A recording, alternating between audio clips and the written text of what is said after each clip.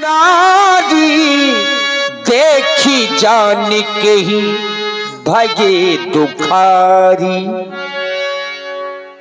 राजा जनक के मन में क्रोध आया और चूंकि जहां क्रोध होता है वहां विवेक शून्य हो जाता है, और यही कारण है कि क्रोध में होने के कारण राजा जनक ने कुछ अनुचित शब्दों का प्रयोग किया। अब जब कुछ अनुचित शब्द बोले तो समाज में कुछ ऐसे भी लोग बैठे हैं जिन्हें राजा जनक के वाक्य अच्छे नहीं लगे।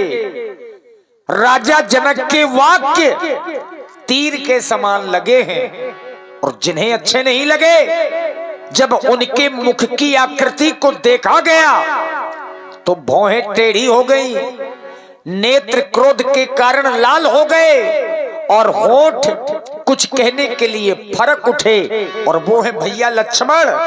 माखे लखन कुटिल भई भोहे, रदपट फरकतो नयन रिसोहे।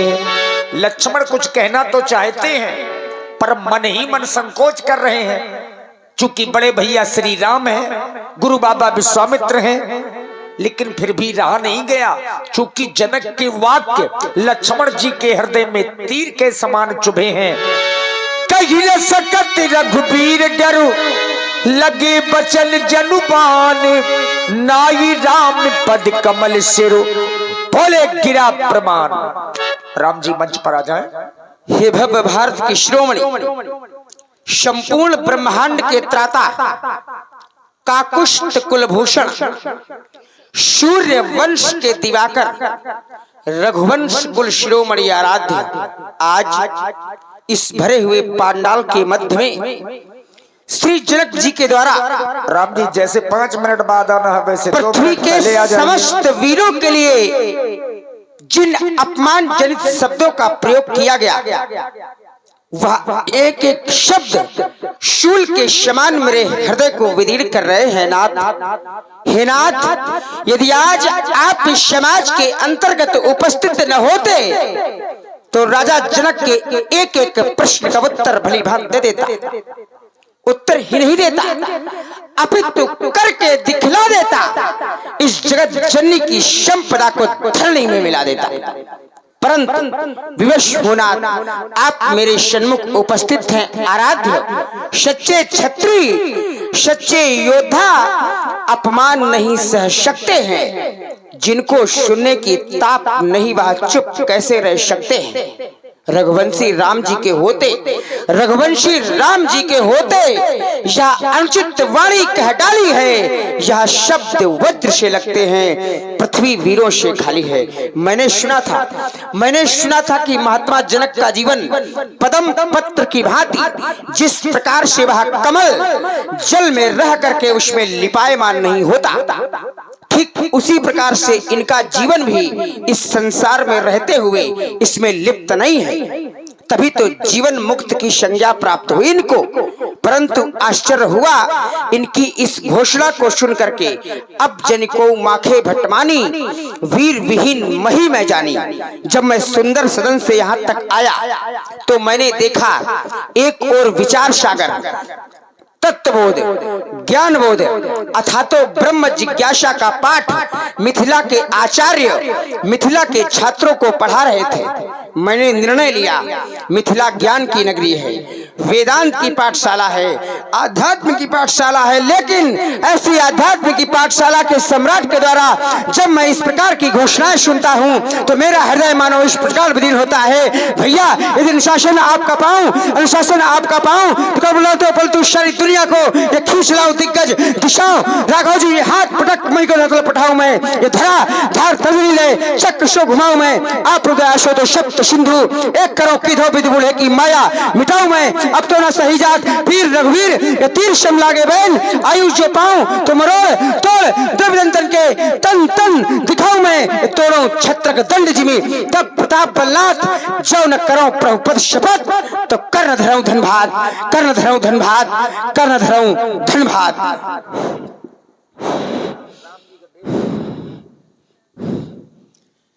देखिए ये लक्ष्मण जी के क्रोध का प्रभाव है।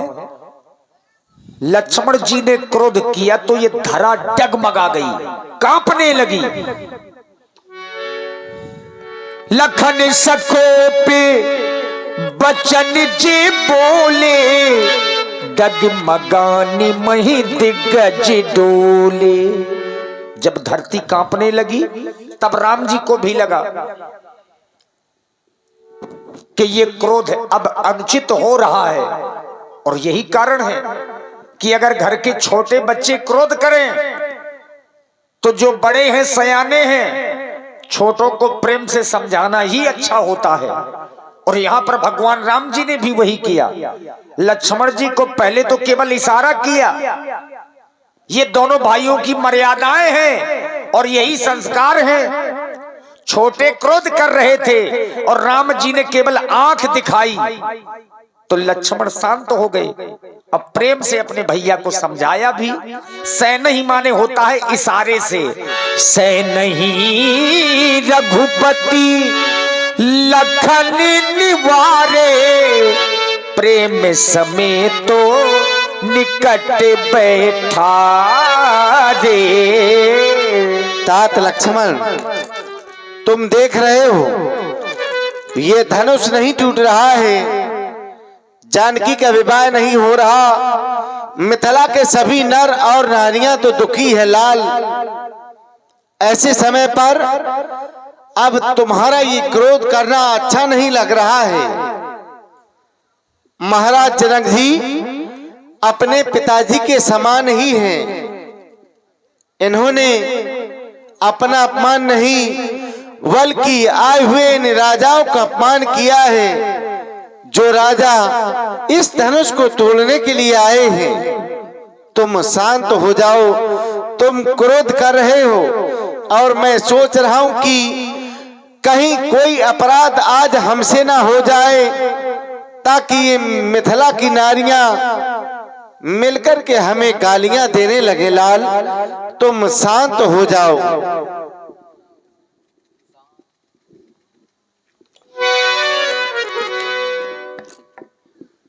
क्रोध में क्या क्या न जाने कहे गए,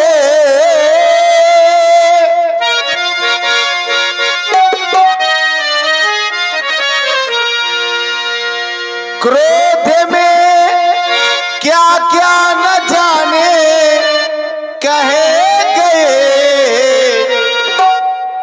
क्यों लखन तुम रोष नदी में बह गए। क्यों लखन तुम रोष नदी में बह गए।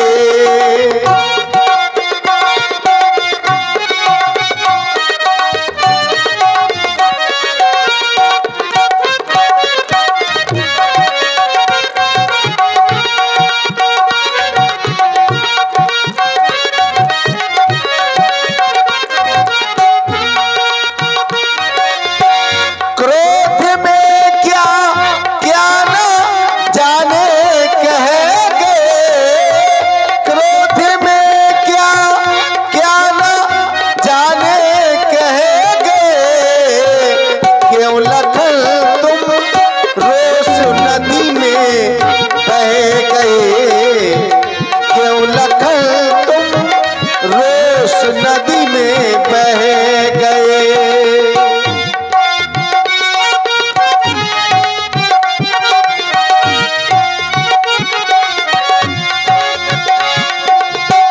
और लाल, मैं तो केवल यही कहूंगा,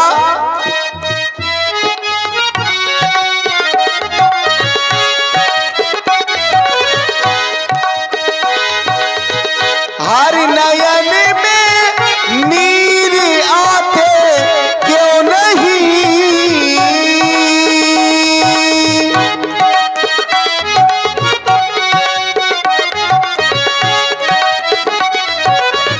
हर नयन में नीर आते क्यों नहीं। हर नयन में नीर आते क्यों नहीं। सुने ना के सुने ना कह रहे, माँ सुने ना के सुने ना कह रहे। क्रोध में क्या क्या न जाने कह गए, क्रोध में क्या क्या न जाने कह गए। क्यों लखन तुम रोष नदी में बह गए।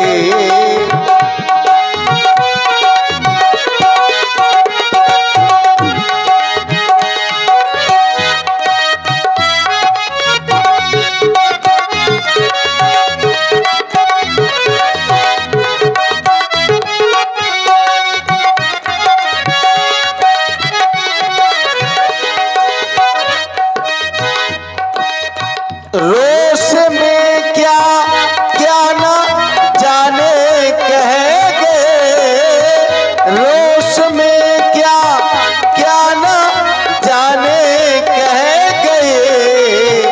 क्यों लखन तुम रोष नदी में बह गए, क्यों लखन तुम रोष नदी में बह गए।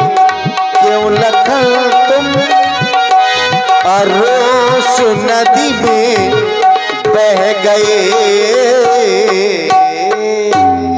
लाल, ये समय शांत रहने का है और तुम भी शांत हो जाओ। देखिए, इस समाज का जो ध्यान है, मिथिला समाज का ध्यान सबसे बड़े मंच की ओर गया, क्योंकि सबसे बड़े मंच पर सबसे बड़ा व्यक्तित्व बैठा है। इस समाज में बाबा विश्वामित्र जी से बड़ा कोई दूसरा है नहीं, और यही कारण है कि अब बाबा की ओर ध्यान गया। सबसे बड़े अधिकारी के रूप में यहां पर बैठे हैं और समय के जानकार हैं। इन्होंने जाना कि अब समय सही है, शुभ है। विश्वामित्र समय शुभ जानी, बोले अति स्नेह में बानी। हे धर्मात्मा राम, देख रहे हो मिथिला की ये सभी जो है नर और नारी सभी लोग दुखी हैं और महाराज जनक भी। अब वो शुभ समय आ गया, उठऊ राम भंजऊ भव चापा, मेटहु तात जनक प्रतापा। जाओ लाल, अजगो को दो खंडों में जो है विभाजित करो एवं राजा जनक के दुख को दूर करो लाल, दूर कर दो। तो क्या बाबा अभी तक समय अच्छा नहीं था? नहीं, अभी तक नहीं था समय। क्यों नहीं था? समय तो एक चक्र है, समय चक्र है। हमने सुना है कि समय कभी बुरा नहीं होता, समय तो निरंतर चलता है। शुभ और अशुभ होना ये नक्षत्रों का कार्य है। अवश्य है, लेकिन उस समय राहु केतु। अच्छा, जब रावण आया था तो राहु केतु साथ में लाया था, हाँ, ताकि धनुष न टूट सके। तब वो समय शुभ नहीं था, लेकिन अब शुभ है। आप भी वाकई बड़े चतुर हैं, खैर महामुनि हैं, ज्ञानी हैं, आपको साधुवाद है। आपने बड़ा सटीक जवाब दिया है। राम जी को आदेश दिया बाबा ने कि उठहु राम भंजेउ भव चापा और मेटहु तात जनक परितापा। लेकिन खड़े कौन हुए? लखनलाल जी, लक्ष्मण जी खड़े हुए और अपने चरण से, अपने पैर से ब्रह्मांड को दबाया और एक घोषणा समाज में की। लखन लखे रघुवंश मणि, ताके हरि को दंड, पुलक गात बोले बचन, चरण चाप ब्रह्मांड। तिश कुंजरहु कमट अहिकोला, धरऊ धरन इधर धीर न डोला। श्री राम चाहि शंकर धनु तोरा, हो सजग सुन आयुष मोरा। हे दिग्गज, हे शेष, हे वाराह, हे कच्छप, सभी सावधान होकर के हमारी बात को सुने। हमारे प्रभु श्री राम इस अखंड को दंड को दो खंडों में परिवर्तित करने के लिए जा रहे हैं, अतः सभी इस धरणी को धैर्य पूर्वक धारण किए रहे। यह मेरा आदेश है कि यह दिग्विजय न पाए। हमारा आदेश सुनकर के सभी सावधान हो जाएं। सावधान, सावधान, सावधान। अब देखिए लक्ष्मण जी ने सभी को सावधान किया। दिस कुंजरहु कमट अहिकोला, तो सब लोग तो सावधान हो गए। अब हम आप लोगों को सावधान कर रहे हैं। हालांकि जितने लोग बचे हैं ये सब सुधी और गुणी लोग हैं, और मानस के जानकार लोग थोड़ा पीछे बैठे हैं, लेकिन बड़े ध्यान से सुन रहे हैं। अब हो सकता है कि बहुत से लोग दिन में चूंकि कृषि कार्य लगे होते हैं, गृह कार्य होते हैं, लोग सो गए होंगे, तो बच्चों को छोड़ के जो हमारे सयाने लोग अगल बगल सो गए हैं उनको जरूर जगा दीजिए। बच्चे अगर सो गए हैं तो सोने दीजिए, उनको मत जगाइए। लेकिन जो सयाने लोग सो गए हैं तो उनको जगाइए, और जितने लोग ऊँघा रहे हो तो उनको हिलाइए, क्योंकि धनुष का खंडन होने जा रहा है। और जगाना इसलिए है क्योंकि ये समय देखना चाहिए और इसको देखने से पुण्य मिलते हैं, ऐसा विद्वानों का मानना है, हमारे शास्त्रों में भी वर्णित है। तो इस समय से वंचित ना रहें। जितने लोग नाच लीला के प्रेमी थे, जोकर के प्रेमी थे, या ये कह दिया जाए जो लंका वाले थे वो चले गए, सोने वाले गए। अब सब गुणी लोग हैं, तो बढ़िया समाज है, और जितने लोग हैं हृदय से साधुवाद है। रात्रि जागरण का फल ही इसी प्रसंग में है। आज की लीला का मुख्य आकर्षण धनुष का खंडन है। तो मर्यादा पुरुषोत्तम श्री राम जी गुरु आदेश के माध्यम से धनुष का खंडन करने जा रहे हैं। आइए हम आप लोग भी चलें मर्यादा पुरुषोत्तम राम जी के साथ साथ बाबा भोलेनाथ के विशाल आयुध अजगू की ओर। देखी विपुले विकल्प देही, अब लक्ष्मण राम प्यारे लक्ष्मण रामा, भजो भजो सिया हो।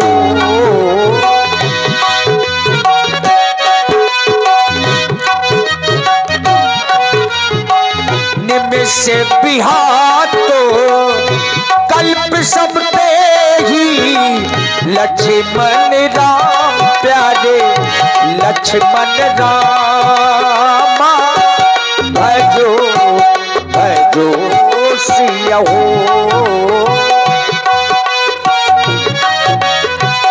त्रसित बारी बिनु जो तन त्यागा, मुए करई का सुधा तड़ागा, लक्ष्मण राम प्यारे लक्ष्मण रामा, भजो भजो सिया हो।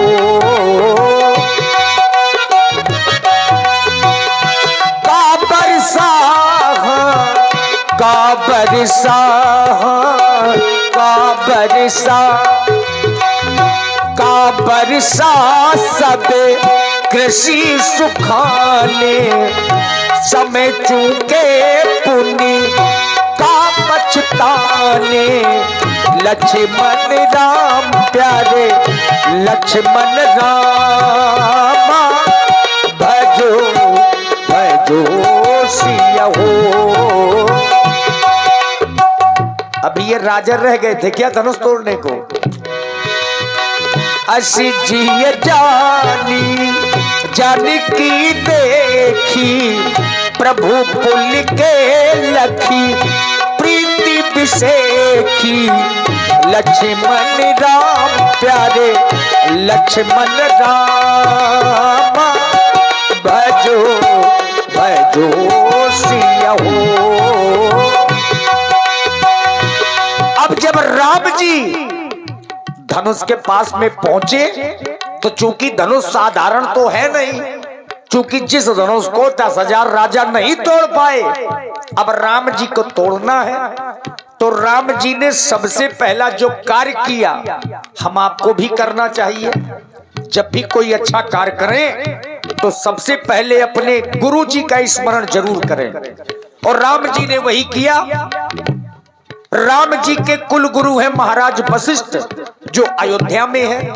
अब राम जी ने यहीं से संपर्क किया कुल गुरु जी से। कैसे? मन से, मन ही मन प्रणाम किया। गुरु ही प्रणाम मन ही मन कीना, अति लाभो उठाए धनु लीना। लक्ष्मण राम कर लक्ष्मण राम, तब क्यों दामिन जिम जब लयबु, पुण्य नभ धनु मंडल सब भयबु। लक्ष्मण राम प्यार लक्ष्मण राम, लेत चढ़ावत है जत गाढ़े, कहूँ न लखा देख सब ठाढ़े। लक्ष्मण राम प्यार लक्ष्मण राम, कैसन राम बस धनु तोरा, भरे भुवन धुन थोरी कठोरा। लक्ष्मण राम प्यार लक्ष्मण रामा, भजो भजो सियहो। प्रेम से, प्रेम से। हाँ बढ़िया, ये बात बाबा भोलेनाथ जी का धनुष है। प्रभु तो ऊंचा